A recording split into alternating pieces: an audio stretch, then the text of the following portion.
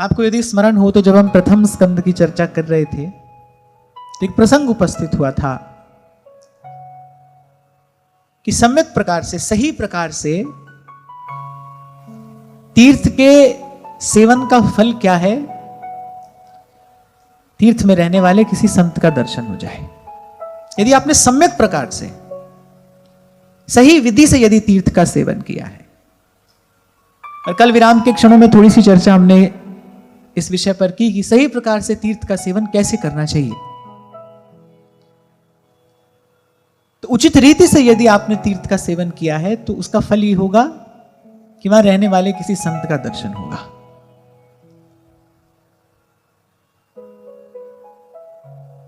विदुर जी ने तीर्थ यात्रा करने का संकल्प किया। क्यों?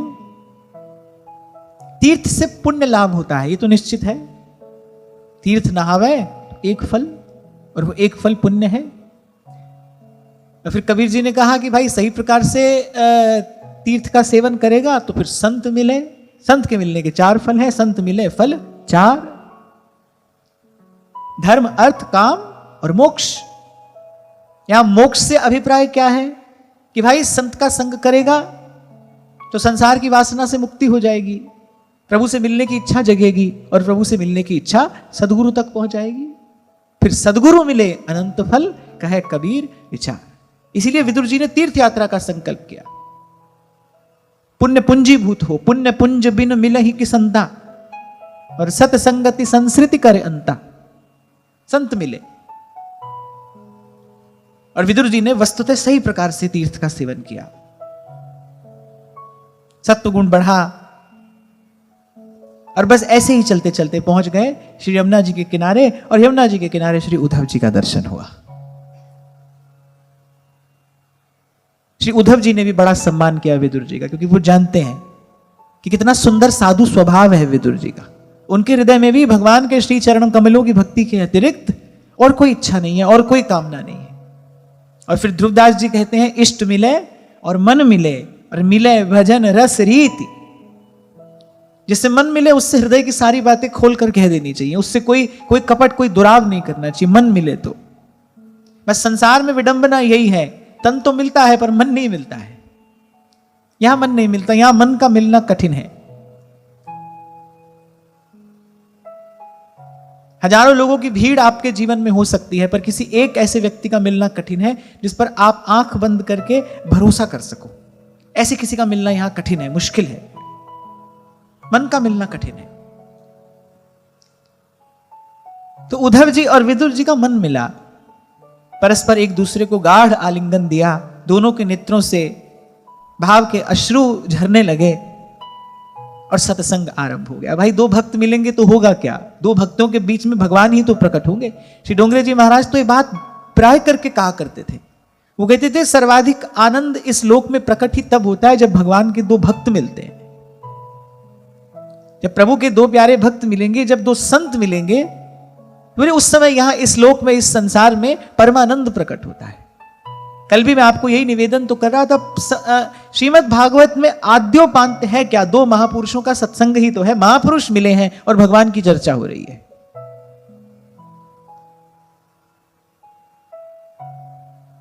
तो उद्धव जी ने विदुर जी को सब वृतांत सुनाया। जब तक विदुर जी तीर्थ यात्रा कर रहे थे तब तक वहां भगवान ने द्वारिका में भी अपनी लीला समेट दी थी, और यहां महाभारत का युद्ध भी समाप्त हो गया था। महाराज युधिष्ठिर अपने राज सिंहासन पर विराजमान हो गए थे। विदुर जी ने यह सब सुना।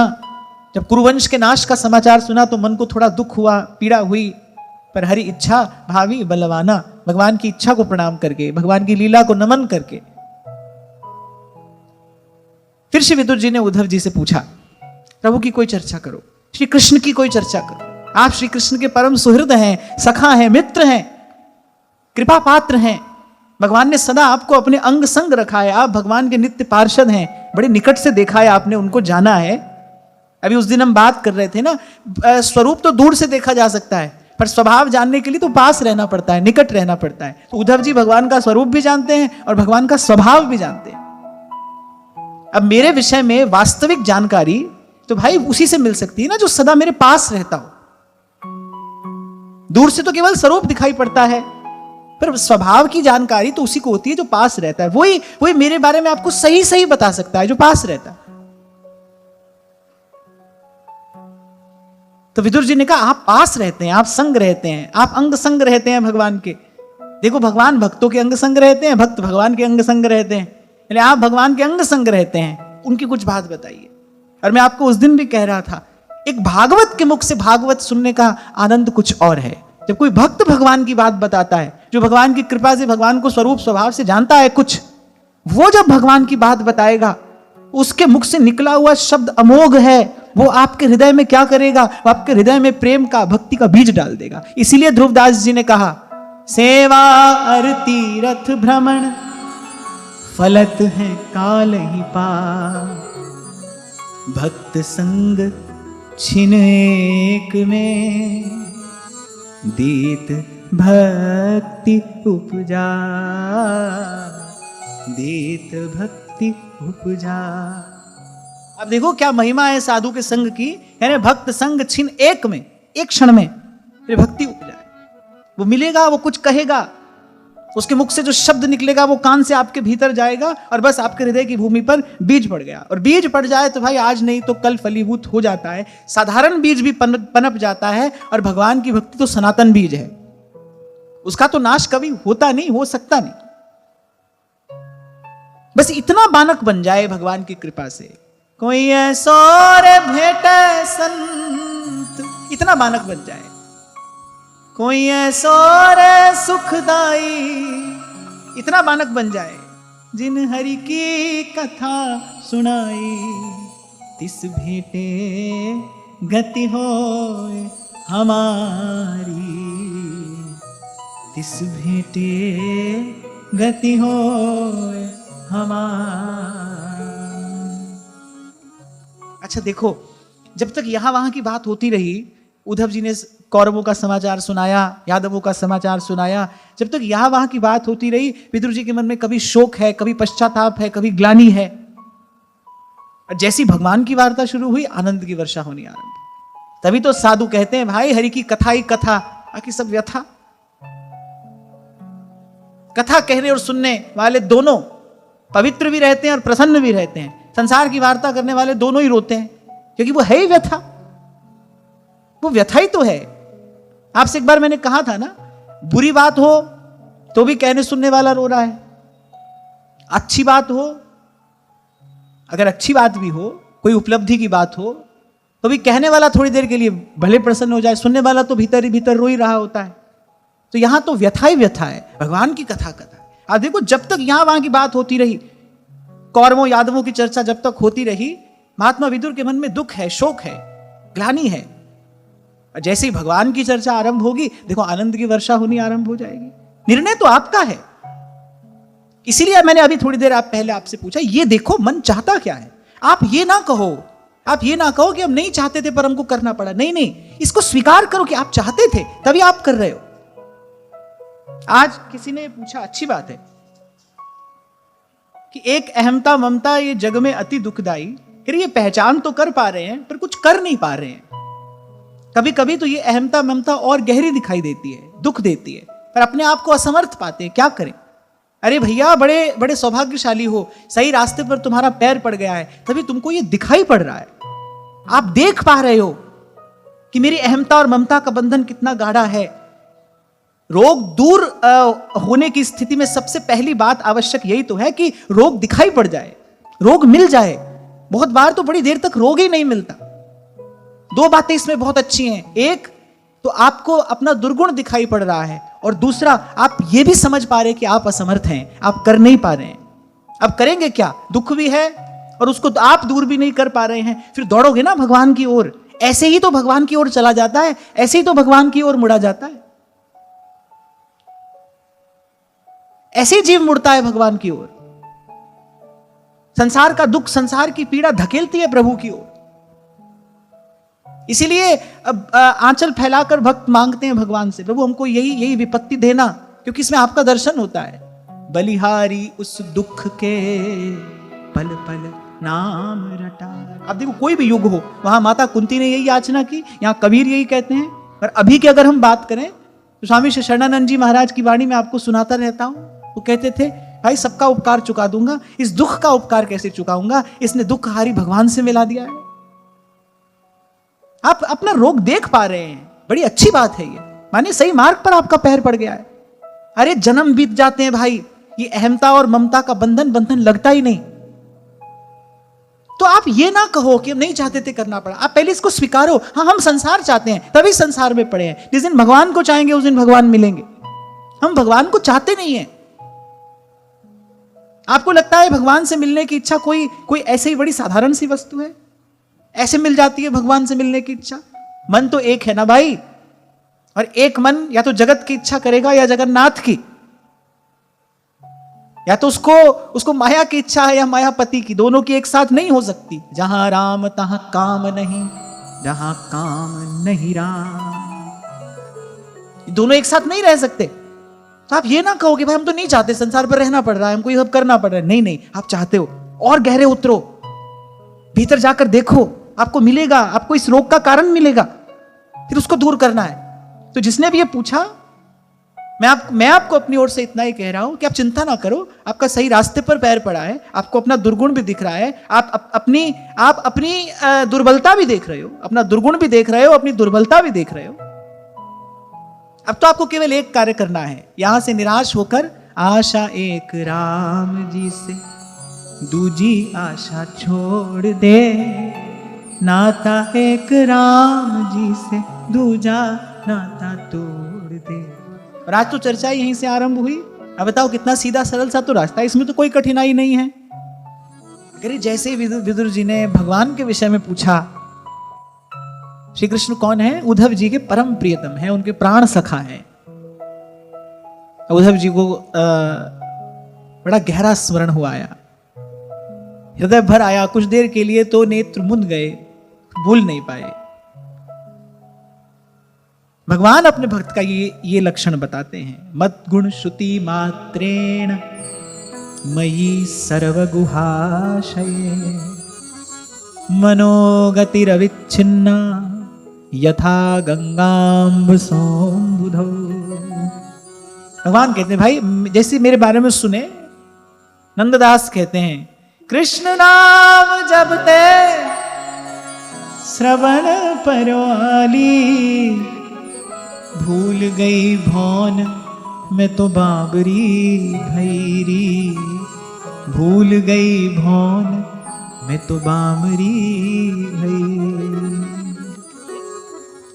आप देखो जैसे ही विदुर जी ने पूछा, श्री कृष्ण जैसे ये शब्द कान में पड़ा, उद्धव जी की तो प्रेम समाधि लग गई, भर आया हृदय, बोला नहीं जा रहा है, वाणी गदगद हो गई। वाग गदगदा द्रवते यस्य चित्तम, चित्र विभूत हो गया। यह पंचहायनो मात्रा प्रातराशाय याचितः, तन्नैच्छद्र चयन्यस्य सपरयां बाललीलया। यहाँ भगवान वेदव्यास थोड़ा सा परिचय दे रहे हैं श्री उद्धव जी का। जब 5 वर्ष के थे तो ऐसे खेल खेल में ही भगवान की मूर्ति बनाकर, उस समय भी भगवान की सेवा पूजा में ऐसे तन्मय हो जाते थे कि जननी जो थी वो भोजन के लिए बुलाती रह जाती थी, पर इनको कोई सुध नहीं होती थी। ऐसे भक्त के स्मरण मात्र से हम जैसे जीव पावन हो जाते हैं, पवित्र हो जाते हैं। ऐसे भक्त हैं उद्धव जी भगवान के, जिनका मन सदा सदा श्री कृष्ण के अतिरिक्त और श्री कृष्ण के सुख के अतिरिक्त और कुछ चाहता ही नहीं है। ऐसे भक्त हैं उद्धव जी। ये जो इतना दीर्घकालीन साधन किया है ना विदुर जी ने, स्वयं को शुद्ध किया है, पवित्र किया है, उसका प्रसाद है कि उद्धव जी जैसा कोई महाभागवत मिला है। कल यही मैं आपको निवेदन कर रहा था, परसों भी हमने चर्चा की। The moment you will start vibrating on a higher frequency, को महापुरुष आपसे आकर मिल जाएगा। विदुर जी ने पहले अपने आप को शुद्ध किया। कब से कौरवों के महलों में रह रहे थे, उनका दिया भोजन पा रहे थे। विदुर जी ने विचार किया, भाई इस समय अभी मैं सत्संग का अधिकारी नहीं हूं, बुद्धि अशुद्ध हो जाती है, वातावरण का प्रभाव हो ही जाता है। यद्यपि विदुर जी परम साधु हैं, महात्मा हैं, भगवान के अनुग्रह भाजन हैं, पर फिर भी हम जैसे लोगों को सिखाने के लिए कि भाई सत्संग से पहले थोड़ी तैयारी चाहिए, कोई संत मिले इसके लिए हमको भी तो थोड़ी तैयारी चाहिए। तभी कल आपसे कह रहा था भाई कम से कम इतना तो अभ्यास कर लो कि जब चलते हो अपने घर से यहां के लिए, कम से कम तब तो इस भाव से चलो भाई अब सत्संग में जा रहे हैं, अब कुछ देर के लिए संसार की कोई चर्चा वार्ता नहीं करेंगे। यहां बाहर दरवाजे तक हेलो चलो करते आते हो, कभी कभी देख लेता हूं मैं।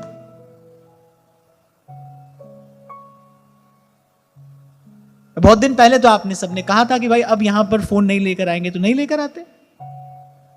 बहुत से तो नहीं लाते, पर बहुत से तो बेचारे जीवन धारण नहीं कर सकते उसके बिना, वो क्या करेंगे। खैर मैं तो आपको ये बता रहा हूं, उद्धव जी मिले, उसके लिए विदुर जी ने तैयारी की, बड़ी दीर्घ काल तक उन्होंने सात्विक जीवन व्यतीत किया है, तब कोई ऐसा परम भक्त मिला है। और मैं फिर कह रहा हूं, उद्धव जी ऐसे भक्त हैं, वो भगवान की विजय मूर्ति हैं, वो भगवान के परम कृपा पात्र भी हैं और भगवान के परम विश्वास पात्र हैं। श्री कृष्ण अपने मन की अंतरंग बात उद्धव जी से कहते हैं, प्राण सखा हैं वो।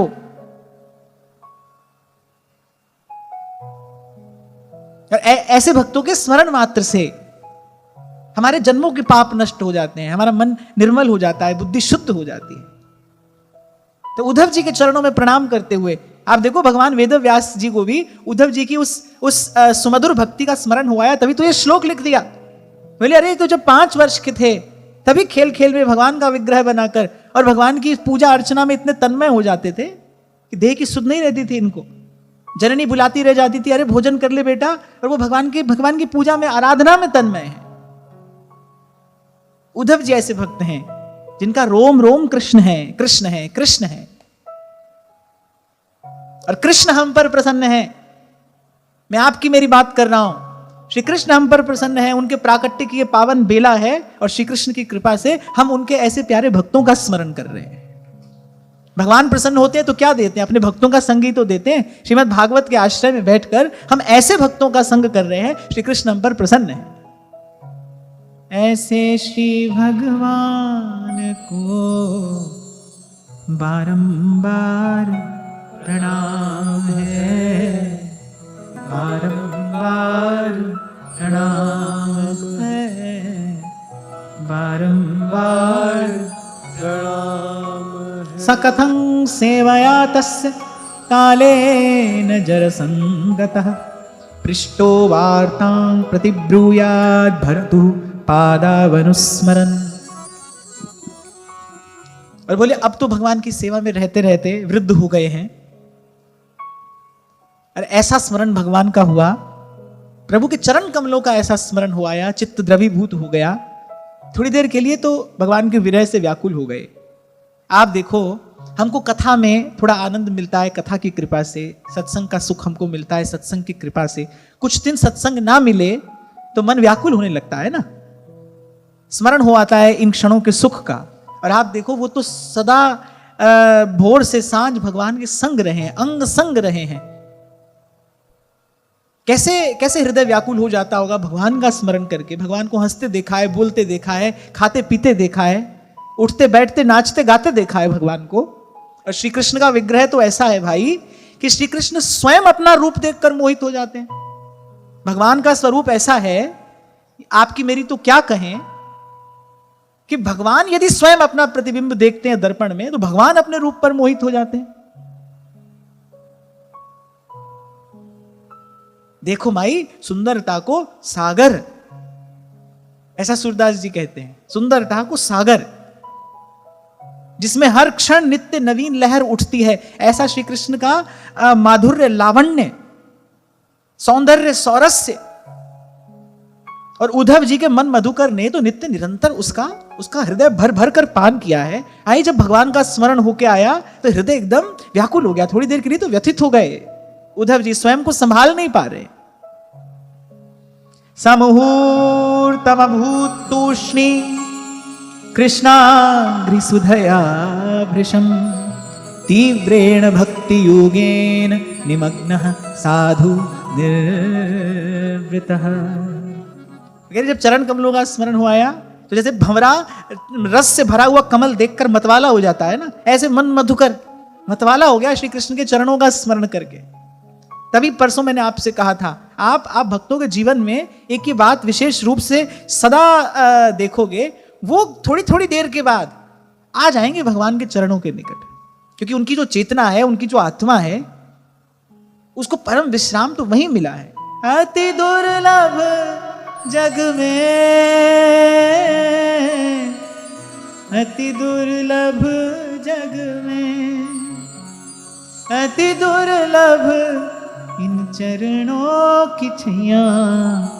जय जय कृष्ण कन्हैया, जय जय कृष्ण कन्हैया, जय जय कृष्ण कन्हैया, जय जय कृष्ण कन्हैया।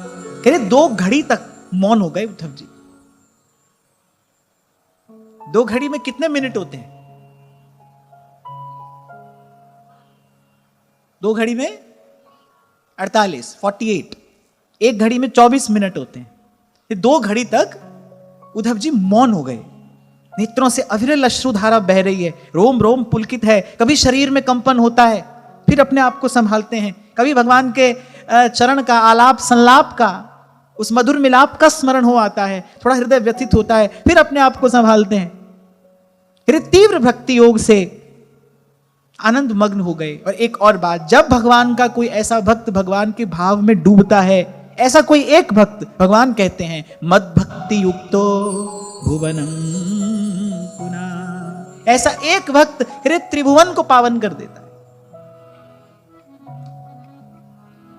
कोई ऐसी तरंग उत्पन्न होती है उसके आभा मंडल में, वो सारी सृष्टि को एक क्षण में निर्मल कर देती है, पवित्र कर देती है। जैसे बड़ी विलक्षण पाप नाशिनी शक्ति है ना गंगा जी के जल में, क्योंकि वो चरणामृत है, भगवान की चरण धोवन है। गंगा जी की शक्ति अद्भुत है, अचिंत्य है, माने बुद्धि से आप उसका किसी प्रकार से पार नहीं पा सकते। भाई ऐसा कैसे हो जाता है, इस कैसे का कोई उत्तर नहीं मिल सकता है। आप इसी कहते हैं अचिंत्य शक्ति, माने बुद्धि से जिसका चिंतन ना किया जा सके उसे कहते हैं अचिंत्य शक्ति। ब्रह्मा गंगा जी की जो ये शक्ति है अचिंत्य है। ऐसे ही भक्तों की जो उपस्थिति है इस लोक में, उसका परिणाम अचिंत्य है। भक्तों के होने से क्या होता है, बुद्धि द्वारा इसका चिंतन नहीं किया जा सकता है, पर कुछ ऐसा होता है तुलसी बाबा के इस दोहे से समझ लेना। तात स्वर्ग अपवर्ग सुख धरिए तुला एक अंग, तूल न ताही सकल मिली, जो सुख लव सत्संग, जो सुख लव सत्संग। तुलयाम लवे नापिना स्वर्गम ना पुनर्भवम, भगवत संगी संगस्य मर्त्यानाम किमुताशिषः। आओ थोड़ा इस बात का भी चिंतन करते हैं, कैसे कह दिया तुलसी बाबा ने ये कि तात स्वर्ग अपवर्ग सुख और धरिए तुला एक अंग, तूल न ताही सकल मिली, जो सुख लव सत्संग। तभी महादेव ने कहा गिरिजा संत समागम समन लाभ कछुआ। इतनी बड़ी बात कि अब तराजू को एक पलड़े में स्वर्ग अपवर्ग के सब सुख डाल दीजिए, और यहां दूसरी ओर लव सत्संग, इतनी सी देर का सत्संग कहने पर वो उसका पलड़ा भारी है। क्यों? क्योंकि स्वर्ग अपवर्ग के जितने भी सुख हैं वो तो मन की भोग वासना को बढ़ाने वाले हैं। स्वर्ग अपवर्ग के जितने भी सुख हैं, लोक परलोक के जितने भी सुख हैं, आप जितना भोगोगे उनको भोगने की वासना उतनी बढ़ेगी। वो तो राग के बंधन को और गाढ़ा करने वाले हैं, वो तो जीव को बंधन में डालने वाले हैं। और यहां भक्त संग छिन एक में देत भक्ति उपजा, संत का संग भक्ति का बीज डाल देगा। वो तो मति को निष्काम करने वाला है, वो तो उर अंतर को निर्मल पावन पवित्र करने वाला है। ध्यान रखना, जब तक भोगों की वासना है तब तक शांति संभव नहीं है। आप अपना घर छोड़कर कहां हिमालय की किसी गिरी कंदरा में चले जाओ, जाकर देखो, अनुभव करो, जब तक मन में किसी भी प्रकार की वासना है तब तक शांति संभव नहीं है। और वहां श्री रैदास कहते हैं मन चंगा तो कठौती में गंगा। चंगा माने स्वस्थ, जैसे हम बोलचाल में कहते हैं ना, व्यक्ति भला चंगा हो गया, माने अब स्वस्थ हो गया है। कह रहे जिसका मन स्वस्थ है, स्वस्थ माने अपने स्वरूप में स्थित है। और आप जीव का अपना स्वरूप क्या है? दासों हम, मैं भगवान का सेवक हूं, भगवान का दास हूं। कह रहे जैसे ही मन स्वस्थ हुआ, अपने स्वरूप में स्थित हुआ, मैं प्रभु का सेवक हूं। बोले तो कठौती में गंगा है, जिस कठौते में चमड़ा धोते हैं बोले यही गंगा है। तभी कई बार मैंने आपसे कहा भाई बस सबसे श्रेष्ठ तीर्थ गुरु का सानिध्य है, संत का संग है। उस निर्मल ज्ञान गंगा में जब कोई जीव गोता लगाता है तो उस परम फल का भागी होता है, उसका अधिकारी होता है। इसलिए गोस्वामी जी ने कहा, इसीलिए श्रीमद् भागवत कहते हैं तुलयाम लवे ना पिना स्वर्गम ना पुनर्भवम भगवत संगी संगस्य मर्त्यानाम किमुताशिष। तभी रोते रोते जाते हैं कबीर, जो सुख है सत्संग में सो वैकुंठ न हो। कभी मांगते हैं, हो मांगू संतन रहना मैं नाही किसे का देना। रे माधो मांगू संतन रहना मैं नाही किसे का देना। तभी श्री ध्रुवदास जी ने कहा, रे मन रसिकन संग बिन रंजना उपजे प्रेम। आप देखो, हम उद्धव जी की भाव मूर्ति का यहाँ अपने भाव से चिंतन कर रहे हैं तो हमारा मन सरस हो रहा है। आप देखो, हम उद्धव जी की चर्चा कर रहे हैं, किस प्रकार उद्धव जी के हृदय में भक्ति बढ़ी, कैसे तीव्र भक्ति के उस आवेश में उद्धव जी भाव मग्न हो गए, विभोर हो गए। आप देखो, केवल उनके उस पवित्र विग्रह का हम यहां पर बैठकर चिंतन कर रहे हैं, हमारा मन सरस हो रहा है। आप देखो उस समय विदुर जी की क्या दशा होगी, जो उद्धव जी के बिल्कुल पास बैठे हैं। अरे ऐसा एक भक्त सारे त्रिभुवन को पवित्र कर देता है और विदुर जी तो बिल्कुल उनके पास में बैठे हैं। इसको कहते हैं भगवान की कृपा। भगवान जब अतिशय प्रसन्न हो जाते हैं, जब अतिशय प्रसन्न हो जाते हैं भगवान, तब ऐसा क्षण जीवन में आता है। तब कोई ऐसा भगवान का निज जन मिलता है, तब उसका संग मिलता है, उसका सानिध्य मिलता है। तब कोई ऐसा सुखदाई मिलता है जो हरि की कथा सुनाकर और जन्म जन्म के इस भाव बंधन से जीव को मुक्त करता है। आप तरे और औरन को तारे, कह रैदास मिले हरिदासा, जन्म जन्म की पूरी आशा। मैं तो इतना भी आपसे और कहूंगा, हमारी भक्ति सही दिशा में आगे बढ़ रही है कि नहीं, हमारी भावना सही आकार ले रही है कि नहीं, इसका लक्षण क्या है? इसका लक्षण यही है कि भगवान की सेवा की रुचि तो है, पर देखना संत सेवा की रुचि है कि नहीं, संत दर्शन की रुचि है कि नहीं, संत संग की रुचि है कि नहीं। संतों के भक्तों के जीवन से तो यही दर्शन होता है। मेरे को तो वो एक पंक्ति भूलती नहीं, जब भाई साहब ने कहा कि साधु संग बिना हमारा प्राण तिसाया मरे। ये मेरे प्राण प्यासे हैं, संतों का दर्शन नहीं होता। अरे भक्ति की बेल फलेगी फूलेगी कैसे? यही तो भक्ति की बेल का पालन पोषण करने वाले हैं। पर कर कृपा संत मिले, प्रभु कृपा करें। इसलिए मैंने कहा भगवान जब अतिशय प्रसन्न होते हैं तब देते हैं, तब ऐसा क्षण जीवन में आता है। इसलिए कुछ दिन पहले मैंने आपसे कहा था, पहले तो मांगो नहीं, पर अगर मांगना भी है तो फिर यही मांगो, भक्ति सदा सत्संग। अरे संत के दर्शन के लिए तो वैष्णवा नाम यथा शंभु। मैं सदा आपसे कहता हूं, जब जब मुझे महादेव का स्मरण होता है तो मैं कहता हूं भाई उनके जैसा कोई भक्त भी नहीं है, उनके जैसा कोई विरक्त भी नहीं है, उनके जैसा कोई बैरागी भी नहीं है, उनके जैसा कोई अनुरागी भी नहीं है। उनके जैसे तो वही हैं, पर संत दर्शन के लिए व्याकुल रहते हैं। वो ना व्याकुल रहते तो बार बार प्रभु से क्यों मांगते? बार बार वर मांगी हूं हर्ष देहु श्री रंग। बोले प्रभु प्रसन्न होइए और मुझे दीजिए। आप देखो जैसे ही समाधि टूटती है देखने लगते हैं भाई कोई भगवान का भक्त मिले, कोई संत मिले जिसके साथ बैठकर भगवान की चर्चा करें। आपको सुनाया था ना मैंने, एक बार चल दिए जगदम्बा को साथ लेकर। कहां जा रहे हैं? बोले कथा सुनने जा रहे हैं। माता सती को संग लेकर चले। ये तब की बात है। कहां जा रहे हैं? कथा सुनने जा रहे हैं। किसके पास जाएंगे? महर्षि अगस्त्य के पास जाएंगे। अब देखो आश्रम पर त्रिपुरारी पधारे हैं। महर्षि अगस्त्य ने श्री चरणों का पूजन किया, अर्चन किया। क्या आज्ञा है? बोले आपसे कथा सुनने आए हैं, आप बैठिए आसन पर और हमको प्रभु की कथा सुनाइए। अच्छा माता जी के मन में तो आ गया, बोले अरे हमारा बालक है, ये हमको क्या कथा सुनाएगा? ऐसा क्या है जो महादेव नहीं जानते, जो इनके यहां सुनने के लिए आए हैं? हुआ क्या? जैसी कथा शुरू हुई उनको नींद आ गई। महादेव कथा के रस में निमग्न है। माता की आंख लग गई। अब जब कथा पूरी हुई और चले तो माता ने पूछा, बोले वो हम तो थोड़ा हमारी आंख लग गई थी, सुन नहीं पाए, क्या सुनाया? फिर महादेव ने सुनाया नहीं, जो संत के मुख से सुना माता को सुनाया नहीं। तुलसी बाबा कहते हैं, बरनत विविध पुराण इतिहासा विश्वनाथ पहुंचे कैलासा। या वहां की सब कहानी सुनाते रहे, प्रभु की कथा नहीं सुनाई। बोले नहीं, ये अभी कथा श्रवण के अधिकारी नहीं है। क्यों? क्योंकि संत के प्रति इनकी निष्ठा नहीं है, ये सत्संग की महिमा नहीं जानती। फिर आगे महादेव ने कहा, फिर जब जगन माता गिरिजा के रूप में प्रकट हुई तब कहा, गिरिजा संत समागम। ध्यान रखना, तुमसे यही भूल हुई थी। तुमसे भूल हुई क्या थी? यदि संत के मुख से भगवान की कथा सुनती तो भगवान की वास्तविक महिमा का, भगवान के स्वरूप का, स्वभाव का ज्ञान हो जाता। और यदि भगवान के स्वरूप स्वभाव का ज्ञान हो जाता तो फिर तुमसे यह भूल नहीं होती जो तुम कर बैठी। जीव की जो जन्म जन्म की भूल है भाई, वो सत्संग से ही तो सुधरती है। संत मिलता है तो जीव की भूल सुधरती है। भूल का सुधार तो यही होता है, इसी प्रकार होता है। मैं हूं, आप हूं, या स्वयं जगदम्बा क्यों ना हो।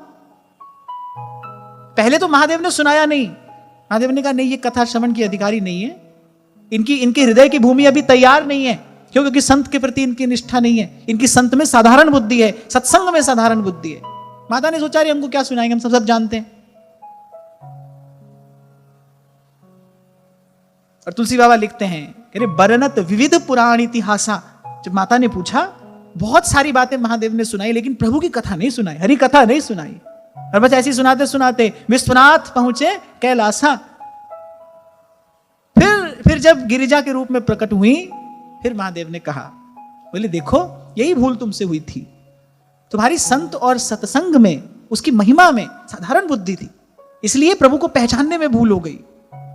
नैन निकट काजर लसे, पै दर्पण दिखलाए। और फिर जगदम्बा ने भी स्वीकार किया, बोले प्रभु उस देह का त्याग आवश्यक था। क्यों? दक्ष शुक्र उपजी दे, वो दक्ष से जन्मी थी। वो जो देह थी वो अभिमानी दक्ष से जन्मी थी, उसका त्याग उचित ही था, उसके रहते भक्ति नहीं हो सकती थी। इसलिए फिर पर्वतराज के यहां माता का जन्म हुआ और फिर बड़ी घोर तपस्या की प्रभु को प्राप्त करने के लिए। यद्यपि उनको शिव नित्य प्राप्त है, शिव शक्ति का तो नित्य संयोग है, उनको शिव नित्य प्राप्त है, पर वो जो भूल हुई थी उसका मार्जन करने के लिए तप किया। अभी कुछ दिन पहले हमने तप पर चर्चा की, उसका मार्जन करने के लिए तप किया। इसलिए आज मैंने आपसे कहा कि सत्संग से पूर्व में एक भूमि तैयार करना तो आवश्यक है और हमारा कर्तव्य भी है। आपको ये बात सुनने में भले थोड़ी सी साधारण लगी हो, पर यदि आप इसका अनुभव करेंगे तो आपको इसका बड़ा सुंदर परिणाम जीवन में देखने को मिलेगा। जैसे चले यहां के लिए, बस कम से कम उतनी देर के लिए सारा व्यवहार एक ओर रख दो। बड़ी से बड़ी बात भी क्यों ना हो, नहीं भाई अब इतनी देर के लिए तो हमारा मन, हमारा चित्त, हमारा चिंतन सत्संग को समर्पित है। इतना आदर तो सत्संग का करना चाहिए भाई। मैं बार बार आपसे कहता हूं, ऐसे समय में प्रभु ने हमको ये अवसर दिया है, ये बानक बनाए हमारे लिए। श्री हरिवंश सार श्रुति वर्ण्यो, राधा हरि जस गाओ रे। ये वृंदावन, ये रविजा तट, ये सत्संग ना पावो रे।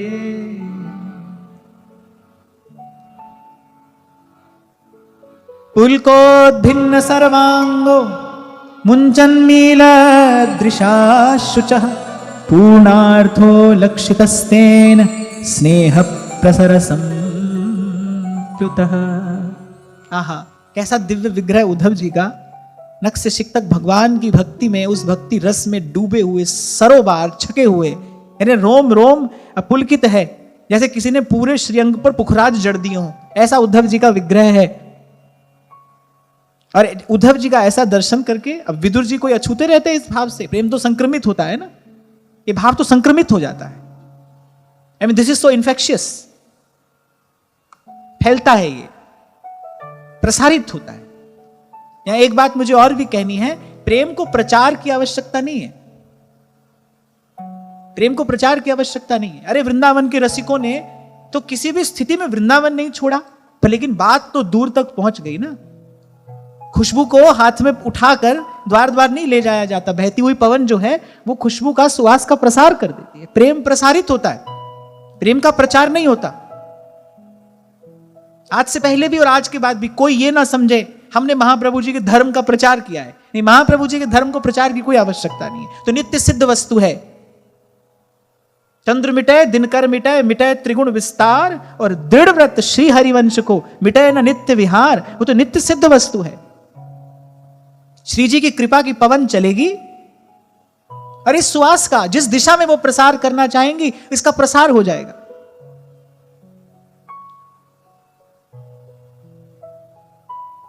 और जो डूबा होगा विषय वासना की दुर्गंध में वो इससे अछूता रहेगा। श्री जी की जिस पर कृपा होगी वो कहीं पर भी बैठा इसको प्राप्त करेगा और श्री जी के चरणों तक आ पहुंचेगा।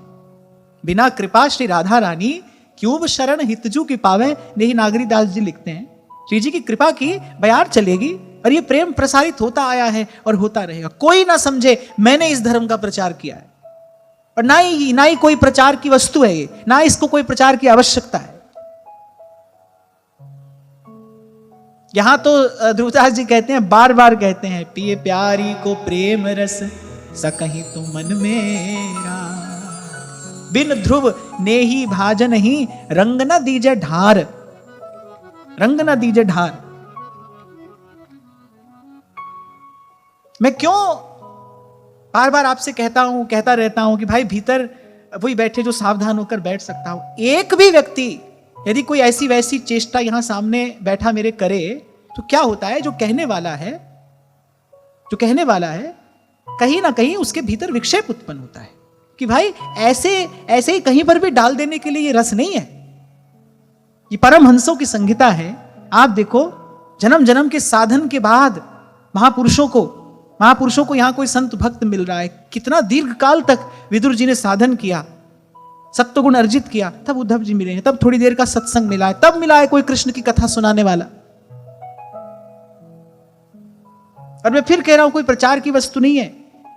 एक और बात मैं आपको लगे हाथ बता दूं, प्रचार तो केवल अपना ही करता है मनुष्य। भगवान का क्या प्रचार करेगा, धर्म का क्या प्रचार करेगा? धर्म तो अपने स्वस्वरूप में स्थित स्वतः सिद्ध वस्तु है, उसका कोई क्या प्रचार करेगा? प्रचार तो वैसे भी किसी मत का होता है, किसी विचार का होता है।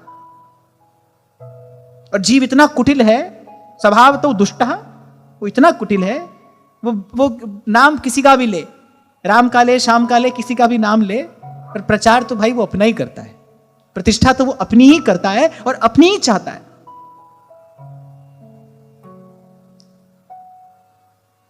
तो मैं तो जब ये पढ़ रहा था तो मुझे लगा कि भाई कैसी स्थिति श्री विदुर जी की हो गई। उद्धव जी का ऐसा दर्शन करके मैं ये श्लोक पढ़ रहा हूं तो मेरे भीतर कुछ हलचल हो रही है। अभी हम यहां कह रहे हैं, सुन रहे हैं, तो हमारा हृदय भीग रहा है, उद्धव जी का स्मरण करके मन शांत हो रहा है, निर्मल हो रहा है। वहां विदुर जी की कैसी स्थिति होगी, उनकी कैसी दशा होगी। बिल्कुल निकट बैठकर प्रेम मूर्ति, भाव मूर्ति, भक्ति मूर्ति उद्धव जी का दर्शन कर रहे हैं। विदुर जी कृतार्थ हो गए। और यहां यही लिखा है कि विदुर जी ने पहले तो उद्धव जी को कृतकृत्य माना, भाई इनका जीवन सफल है, इन्हीं का जीवन सफल है। जाहे लागी लगन घनश्याम की, जाहे लागी लगन घनश्याम की, धरत है पग और परत है कितहु, सुधि नाही धन धाम की। तभी व्यास जी ने कहा, कनक कूट कोटिक लग तजिए। तभी रसखान कहते हैं, कोटिन हूं कल धौत के धाम, करील की कुंजन ऊपर वारों, न्याला कुटी अरु कांवरिया पे, राजती हूं पुर को तज डारो, आठों सिद्धि नमो निधि को सुख,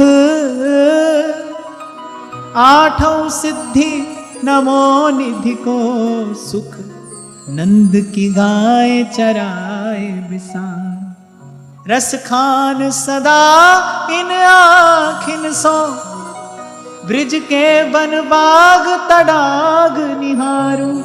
जिसका मन इस श्याम रंग में रंगा है वही धन्य है। दक्ष सकल लक्षण जुत सोई, जाके पद सरोज रति हो। विदुर जी उद्धव जी का दर्शन करके ये मान रहे हैं भाई ये कृतकृत्य हैं,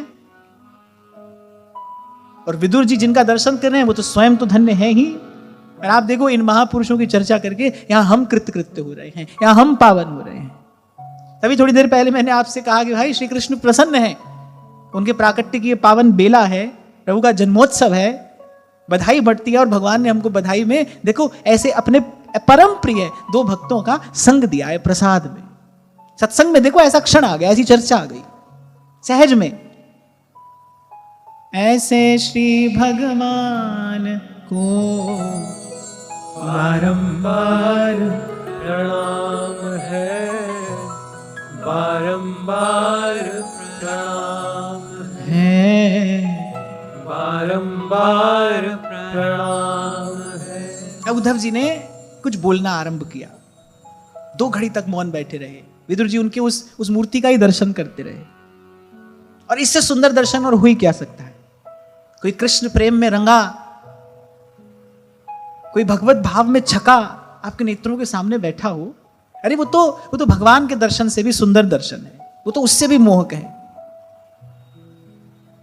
तो जब उनकी थोड़ी भाव समाधि टूटी, जब वो उस प्रेम देश से थोड़ा बाहर आए, तब उन्होंने थोड़ा बोलना आरंभ किया। यन्मर्त्य लीलोपैकं स्वयोग माया बलं दर्शयता गृहीतं विस्मापनं स्वस्य च सौभगर्भे परं पदं भूषण भूषणांगम्। उद्धव जी ने कहा भगवान ने अपना जो दिव्य विग्रह प्रकट किया था, मेरे उसके सौंदर्य का, माधुर्य का मैं क्या वर्णन करूं। बोले अरे किसी और की बात छोड़ो, वो स्वयं अपने रूप को देखकर मोहित हो जाते थे। भगवान अपने रूप को देखकर स्वयं मोहित हो जाते।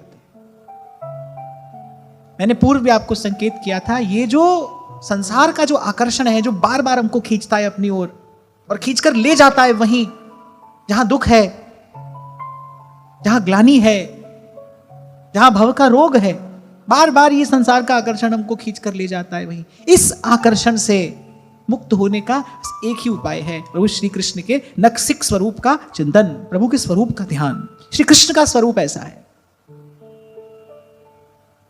अब इसको आप मेरा कोई आग्रह या पक्षपात न समझना, पर अच्युत तो केवल श्री कृष्ण ही है ना। काम को तो केवल उन्होंने ही परास्त किया है, बाकी तो सब थोड़ी घनी देर के लिए परास्त हो गए हैं, और काम को परास्त श्री कृष्ण ने किया है। अच्युतम केशवम कृष्ण दामोदरम, वो अच्युत हैं, सब करते हुए भी सबसे न्यारे, सब में रमते हुए भी सबसे न्यारे, सब में बसते हुए भी सबसे न्यारे।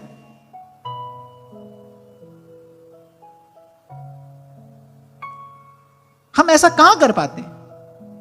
संसार में रहे, संसार के हो गए, सत्संग में आए थोड़ी देर के लिए, यहां के हो गए, वहां गए, वहां के हो गए।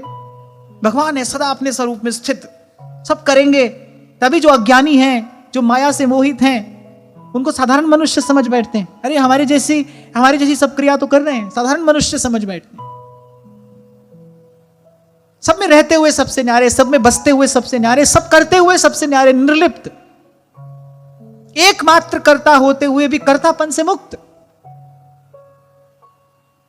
इसीलिए कहा था मेरे, वो आश्चर्य की भी सीमा है और वो रहस्य की भी सीमा है। सोई जाने जिहि देहु जना। कबीर जब आरती उतारते हैं ना प्रभु की, तो कहते हैं ठाडा ब्रह्मा निगम उचारे अलख न लख्या जाई।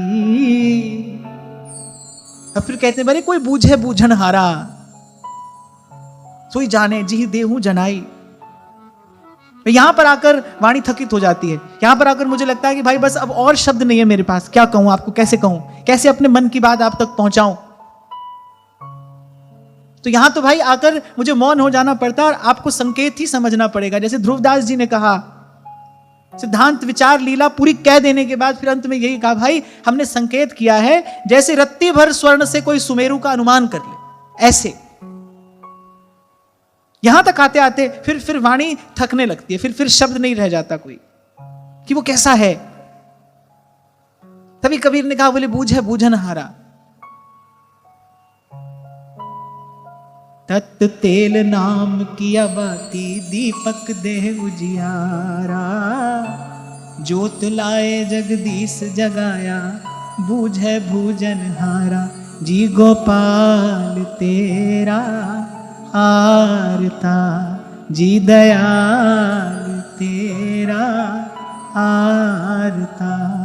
कोई बूझे बूझन हारा। यहां पर इतना मैंने आपको अवश्य संकेत किया कि श्री कृष्ण के रूप का, मैंने आपसे कल कहा था वो श्रृंगार प्रिय हैं, उनके श्रृंगार का ध्यान करते रहने से, उसको ध्याते ध्याते मन के विकार दूर होने लगते हैं। ज्यों ज्यों बूढ़े श्याम रंग, त्यों त्यों उज्जवल हो। अच्छा, श्री कृष्ण का एक स्वभाव भी तो गाया है महापुरुषों ने। अनेक जन्मार्जित पाप चौरम,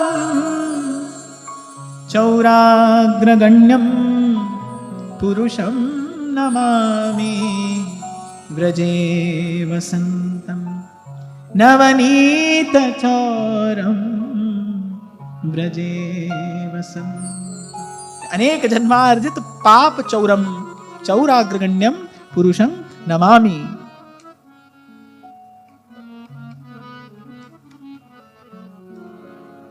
अनेक जन्मार्जित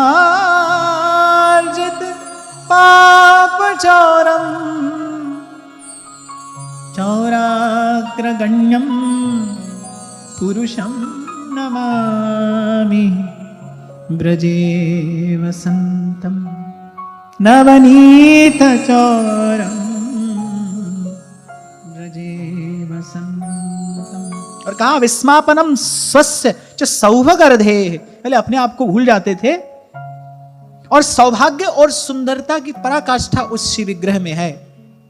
सौभाग्य की भी और सुंदरता की भी। संसार का सौंदर्य तो अंत में दुर्भाग्य है, अपना हो या किसी और का, क्योंकि उसका अंतिम परिणाम विषय का भोग ही तो है। संसार का जो रूप है, इस हाड़ मास के देह का जो रूप है, उसका अंतिम परिणाम क्या है? विषय का भोग।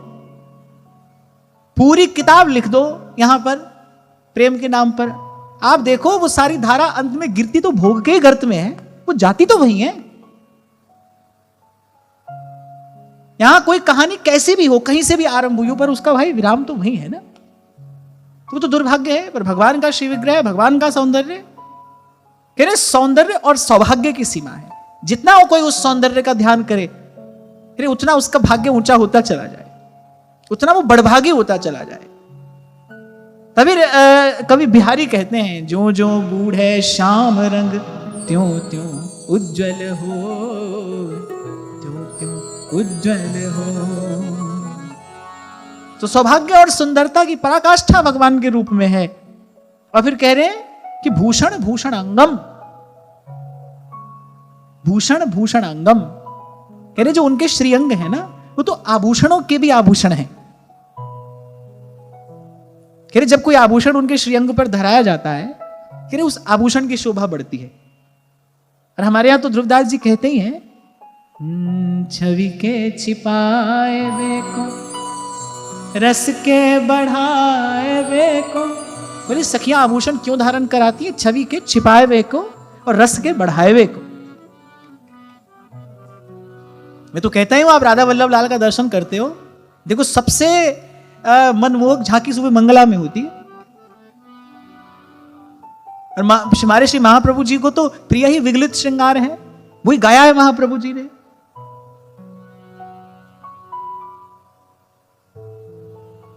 फिर कोई बड़भागी हो,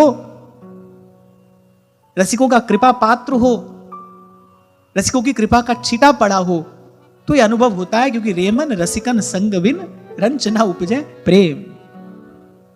और या रस को साधन यह है और करो जिन नेम। अब देखो जैसे उद्धव जी ने कहना आरंभ किया, सबसे पहले भगवान के उसी सौंदर्य माधुर्य और सौभाग्य की सीमा स्वरूप उस श्री विग्रह का ध्यान हुआ। भक्त का मन लगा तो उसी में ही है ना, नक्शिक भगवान के रूप ध्यान में ही लगा है। भगवान का नाम, भगवान का रूप, भगवान की लीला, भगवान का धाम।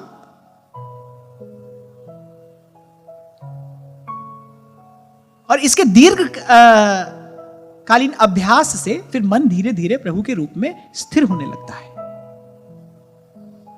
आप करो, आप ये प्रयोग करो, आप इसका अनुभव करो, आप देखोगे कि संसार के सब विषयों का जो आकर्षण है धीरे धीरे फीका होता चला जाएगा। ये बड़ी अद्भुत स्थिति है और ये बड़ा अद्भुत अनुभव है। कल जिस चीज को पाने के लिए आप लालायित थे, आज उसके प्रति कोई आकर्षण नहीं है। कल जो आपके लिए महत्वपूर्ण था, आज वो सारा महत्व खो गया, आज उसकी सारी महिमा समाप्त हो गई। कल जो चाहिए था आज नहीं चाहिए। और मुझे लगता है इसी को कहते हैं गति होना, इसी को कहते हैं आगे बढ़ना। जिस भेंटे गति होए हमारी, कल हमारा मन जहां अटक जाता था आज नहीं अटकता है। आज उस बंधन से मुक्त हो गए हम।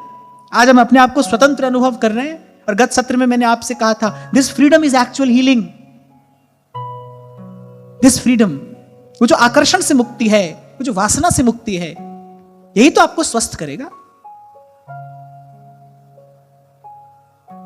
हाँ, पर मैं इतना अवश्य कहूंगा, बस मेरी बात ऐसे यही सुनकर न रह जाया करो।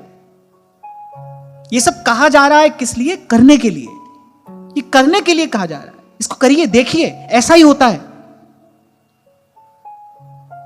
ऐसा ही होता है। जैसे जैसे कोई धीरे धीरे निद्रा से जागता है ना, ऐसे ही जीव धीरे धीरे उस मोह निद्रा से जागता है। और जागने के बाद अनुभव होता है कितनी गहरी नींद में सोया था। जागने के बाद, जब तक सोया है तब तक उसको अपनी स्थिति का कोई भान नहीं है, उसको कोई बोध नहीं है। जब वो जाग जाता है तब लगता है भाई कितनी गहरी नींद में सोए थे हम, कब के सोए थे, अब जगे हैं। ऐसे धीरे धीरे फिर मोह निद्रा से जीव जागता है। सबसे पहले राम नाम मणि दीप धर, जीभ दे हरि बार, तुलसी भीतर बाहरों, जू चाह सुखियां। और आपको उस दिन मैंने विस्तार से निवेदन किया था, कैसे नाम जपते जपते घट में नाम मूर्ति धरिए और फिर धीरे धीरे पहुंचिए भगवान के रूप तक। रूप स्फुरित होगा नाम की कृपा से। और बस ऐसे रंगना है धीरे धीरे मन को, धीरे धीरे रंगना है ऐसे। मैंने कभी नहीं कहा कि भाई हाँ हम तो जन्म से ही सिद्ध थे, जन्म से हम तो शुद्ध थे। नहीं भाई, पर गुरुओं की कृपा से, संतों की कृपा से हमने जीवन में जो परिवर्तन देखा, वो उत्सव मनाने योग्य बात है। वो जो परिवर्तन देखा, उसी बल पर मैं इतनी दृढ़ता पूर्वक अपनी बात आपसे कह पाता हूं। हमको भी संसार की कुछ वस्तुओं में आकर्षण था, कुछ वस्तुएं मेरे लिए भी महत्वपूर्ण थी, पर अब नहीं है। कल थी पर आज नहीं है। और यही परिवर्तन मन को संतोष देता है, यही मन को संतोष देता है, यही आपके भाव को सबल बनाता है। आपको एक विश्वास होता है कि आप सही मार्ग पर आगे जा रहे हैं। जब आप धीरे धीरे बंधनों से मुक्त अपने आप को देखते हैं, जब आप धीरे धीरे अपने आप को स्वतंत्र देखते हैं, और इस स्वतंत्रता का उत्सव मैं मनाता हूं। कहीं से पढ़कर नहीं, ये अपनी कहानी की एक पंक्ति सुनाई है मैंने आपको, कह रहे जो यहां तक ले आया है अब वो आगे भी लेकर जाएगा। कोई यहां तक भी तो ले आया, हम तो कहां पड़े थे। और इतना तो आप भी समझते हैं, देखते हैं, अनुभव कर सकते हैं कि you are always a single decision away from an entirely different life. एक गलत निर्णय आपकी जीवन धारा को कहां का कहां ले जा सकता है। एक गलत निर्णय।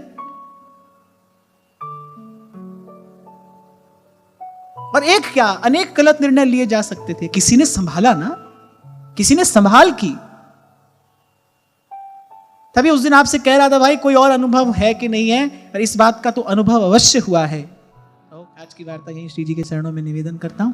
महाराज श्री के चरणों में प्रणाम। आप सबके हृदयस्थ हित प्रभु को नमन।